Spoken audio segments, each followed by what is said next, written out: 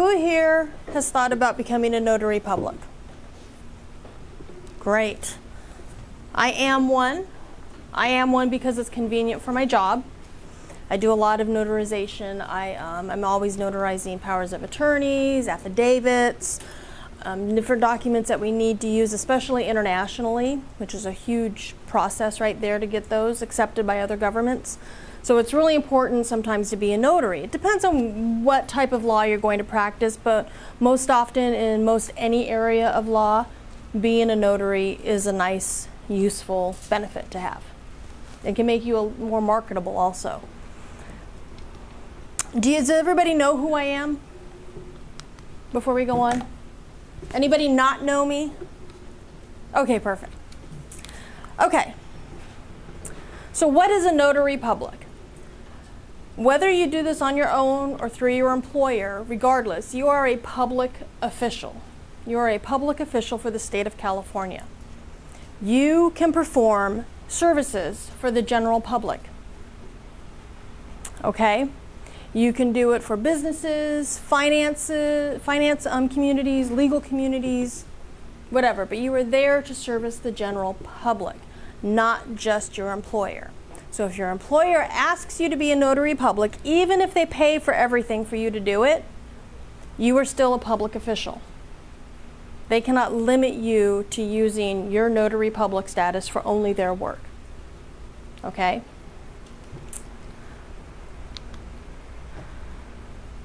In order to qualify to be a notary public, there are certain things that you have to meet, certain qualifications. All of this is actually located on the state of California's Secretary of State website. So everything I'm showing you today, you can find all of this information on there. First off, you have to be 18 years or older. Is everybody here 18 years or older? Okay, so you guys all qualify for that. You have to be a legal California resident. So if you live here in California, you're a legal resident of California, then you qualify. Just because you live here doesn't necessarily mean you're a legal resident, but you need to be a legal resident of California. Is there a residency requirement in terms of length? No. There's certain courses of study that you have to complete, and these are approved by the Secretary of State. If you go on the Secretary of State's website, you can actually look up those approved courses by whatever county you're in. And it'll tell you where you can go to get these approved courses. Usually it's a full day, and you go and you sit there and you do it. And at the end of the day, you actually take the test. You turn all that in, and then you get everything. They process it. So it's really kind of nice because you do it all in one day. You must complete that exam. If you don't complete it, obviously you're not going to get your notary public status. The exam itself is prescribed by the Secretary of State. So each of these educators that are doing these courses, they're not the ones that are dictating the exam. They're not creating the exam. The Secretary of State is creating the exam. So the exam's consistent whether you take it in LA County, Orange County, Ventura County, anywhere, Alameda County, it doesn't matter. Okay? It's consistent throughout the state. And you have to clear a background check. You have to do a live fingerprint scan, and you have to clear a background check.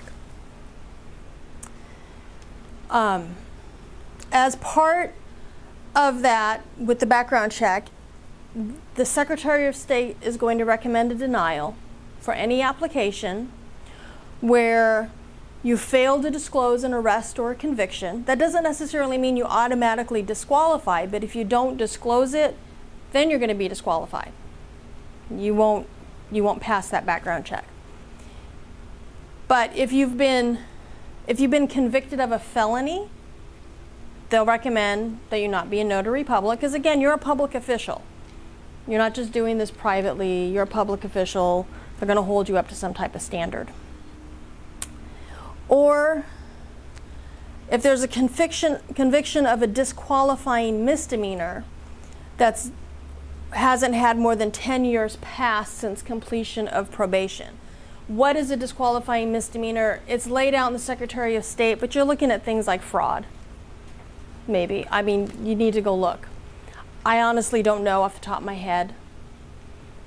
Go to the Secretary of State's website. If you guys have time afterwards, I can show you where to go to look for it. We'll see if we have enough time. Any questions about qualifications? No? Okay. Education. So remember there was this educational course that you have to take to become a notary public? 6-hour course of study that's been approved by the Secretary of State. That's what you're required to take. All persons are required to take that if you want to be a notary public. If you hold a current California Notary Public Commission like I do, and I've already completed a 6-hour course at least one time, which I have, then all I have to do is complete a 3-hour refresher course. So once you do the 6-hour course and you maintain your notary public qualification, then all you have to do when you renew is to complete a 3-hour refresher course. It's a lot easier, less of a long day. And like I said before, the Secretary of State is going to review and approve all these courses of study. So it's not going to be that you're going to get a lot different content between the different providers for this course of study.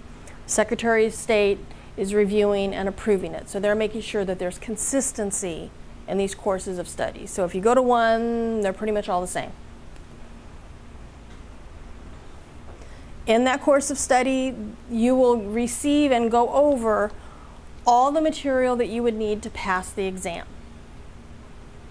It's really not that much. When I first became a notary public back in the 90s, before they were doing this course of study when you could just self-study, I just got the book and I read through it a few times.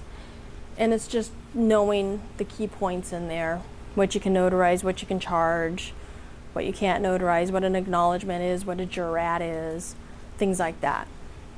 It's all contained in there. Do you guys know the difference between an acknowledgement and a jurat? An acknowledgement is when you, as a notary, are acknowledging that you verified the identification of this person who signed this document. That's an acknowledgement. You're acknowledging who that signer is. You're confirming it against their identification. A jurat is when somebody comes in there and they are swearing under oath that everything on a document is true and correct. That's the difference. Most of what you do, at least in my business, most of what I do is acknowledgments. I'm verifying who people are when they sign. I'm verifying their identity. Every so often I do a jurat, and that's just when somebody has to basically make a declaration, a statement under oath that everything contained in this document is true and correct, and that they've sworn under oath before me, the notary, that that's correct. Yes? Can you spell that for me? Jurat, J-U-R-A-T. Yep. Somebody asked me one time, I'm pretty sure I knew the answer, but I'm assuming as a licensed notary, you cannot notarize your own signature? I cannot notarize my own signature. I also cannot notarize any documents for which I would receive a benefit. So, for instance, if my husband needs to have something notarized for purchase of property, I can't notarize that because I could be receiving a benefit from a purchase of property by him. We're married, community property law. Or I can't notarize his signature on a life insurance policy because I'm going to be the beneficiary. So anything where I would benefit from what's being signed, I can't sign if I have an interest in it. Okay? Question back to the education part. Mm-hmm. The 3-hour refresher. At what point do you need to be reappointed? Your notary commissions are issued for a period of 5 years, and usually you need to take the refresher course and retake the exam within about 6 months before your expiration, so about 6 months before, because it takes time for the Secretary of State to process everything, for you to get all of the new paperwork, to get the new stamp issued, and to get the new bond. There's a lot of things that you have to do. So 6 months before your expiration is when you really need to start thinking about the refresher.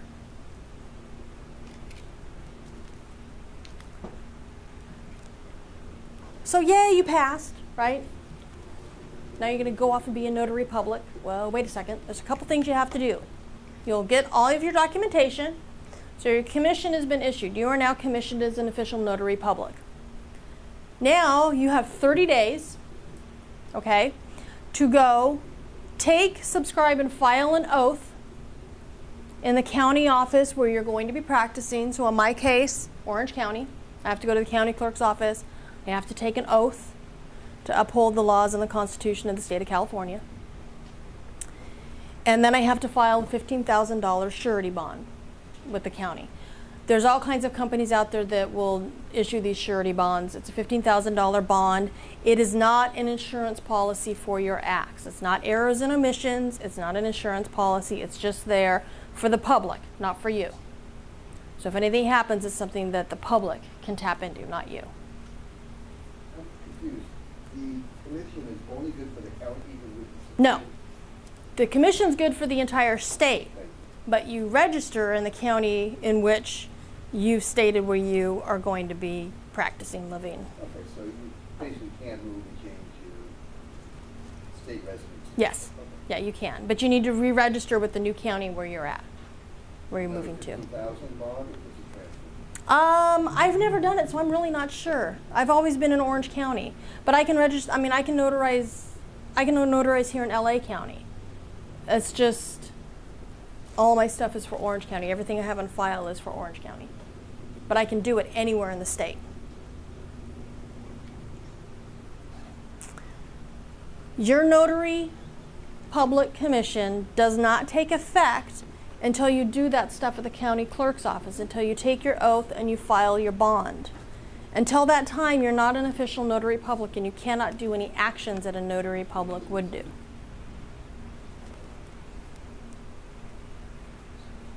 And like I said, where you file is where you do your principal business, and that's on file with the Secretary of State. So when you're doing your application, you're letting the Secretary of State know which county you principally are going to be located in, where you principally do business.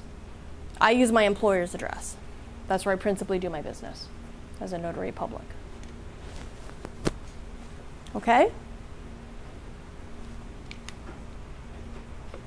So this bond that I was telling you guys about, it's required. Every notary public has to file this $15,000 bond. It's not an insurance policy. It does not protect you. It protects the public. Okay? You are still personally liable to the fullest extent of the law for any damages and may be required to reimburse the bonding company anything that they have to pay out because of your misconduct or your negligence. Okay, you're still personally liable. But if you get your notary public and most of what you're doing is for your employer, you're going to be okay. There's really not much of an issue there. But if you're out there practicing doing this for public, you know how they have notary publics at banks or notary publics at, you know, the UPS store, the FedEx store, places like that, the mailboxes, etc. Those notary publics, they should have an errors and omissions insurance policy. And you can purchase those through different companies. There's a National Notary Association. You can purchase it through them. And they have it at different levels. Like I said, you guys can provide notarial services throughout the state of California. So anywhere in the state of California. You don't have to provide it only in the county where you filed your paperwork. Okay, so if all my paperwork's in Orange County, but if I'm traveling up in San Francisco and I have my notary paperwork there and somebody needs a notarization, I could do it. Doesn't matter, I can do it anywhere in the state of California, but only in the state of California. I can't take my notary stuff and do it in another state. I can't be in Nevada or, you know, Massachusetts or Florida and do a notarization. However, I can notarize documents here in California that are going to be used in other states. I can do that. I can notarize documents here in California that will be used in other countries. You can do that too. But I can only do it here in California. So there's a little checklist for things that you guys want to do to become a notary public. You need to complete your approved education, register for the exam, take the exam, pass the exam, submit your fingerprints via live scan. That's how the Secretary of State accepts them. And then wait for your commission packet. And that'll come from the Secretary of State. When you get that, you can then purchase your notary materials. You need to have a book where you keep record of all the things that you notarize with signatures of all of the people that you're performing notarizations for. You also need the stamp, that nice handy dandy notary stamp, fingerprint, because you need thumbprints for some types of documents. Anything that deals with real estate, you need to get a thumbprint of the signer, and any powers of attorney, where you're giving somebody else a power of attorney to act, thumbprint for those also. And then you can go and file your public oath. You can take the oath before the county clerk and file your bond. And then voila, you're a notary public.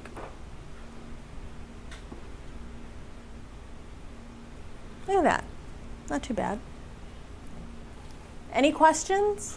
Aside from purchasing the materials, are there standard fees to taking the classes? And It's pretty standard fee. I don't remember exactly how much it is. It's been a couple years since I've done it, but it's not too expensive. They don't make it prohibitive.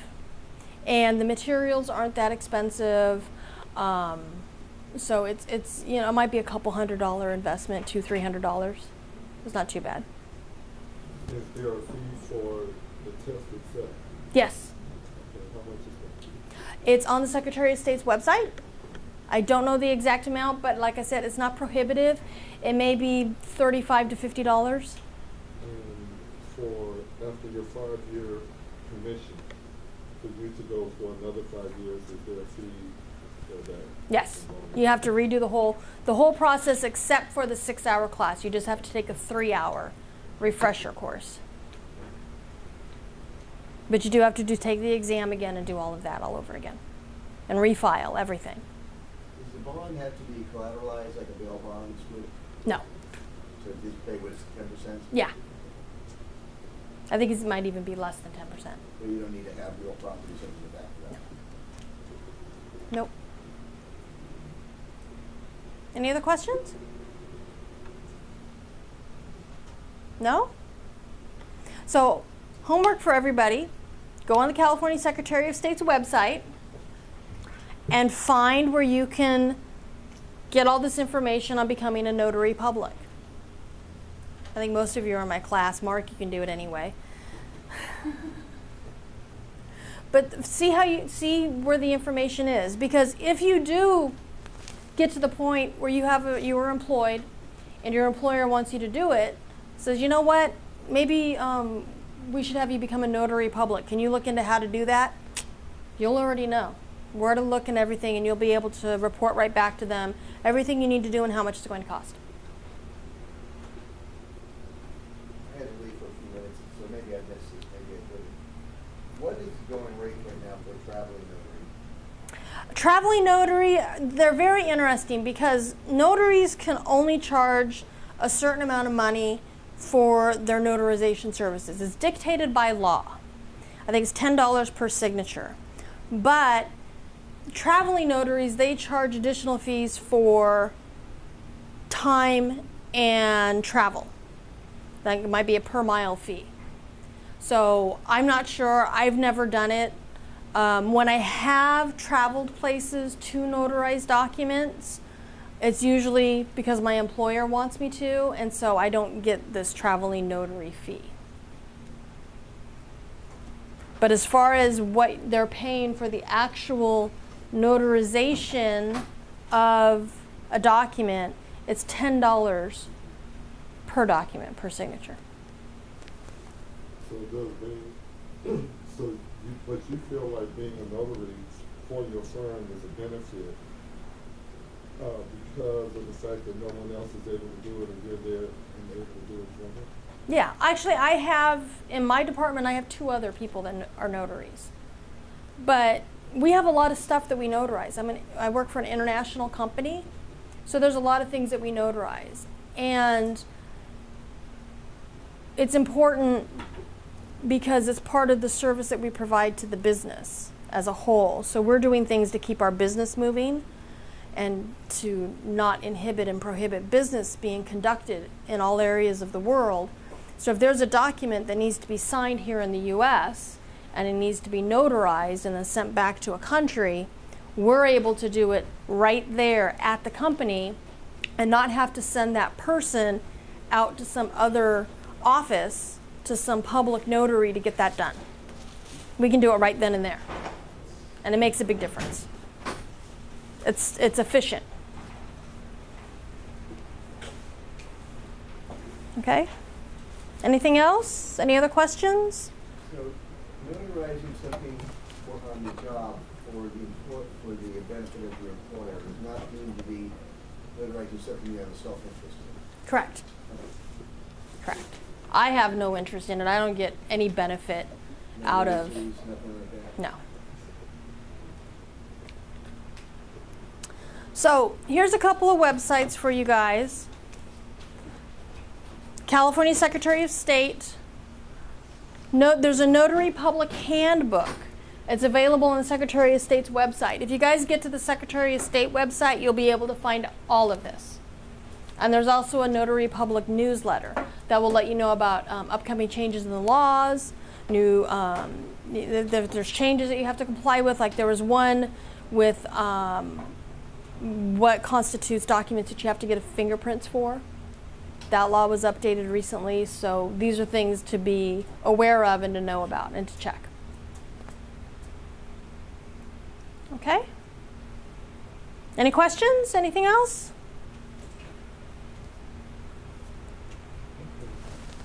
I understand that you work for an international company and your position as a notary helps to assist the company. So what you do as a paralegal for that company also falls in line with that same work. Yes. So it's not actually taking you away from what you would be doing as a paralegal. No. It's part of what you would be doing. Exactly. That's part of what I would do. It's part of the documentation that we're preparing to support the business. And they come to us, the legal department, for this documentation. And as part of that, we're also able to provide the notarization. $10 per signature, right? Does checking the box, conditioning the box constitute a signature? No. You have some real estate documents that could be 20 pages long. No. Just the final signature. Yeah. Because you're only notarizing the signature, Not that they check a box. Okay. Any other questions? No? Great. Thank you. Thank you. That's it.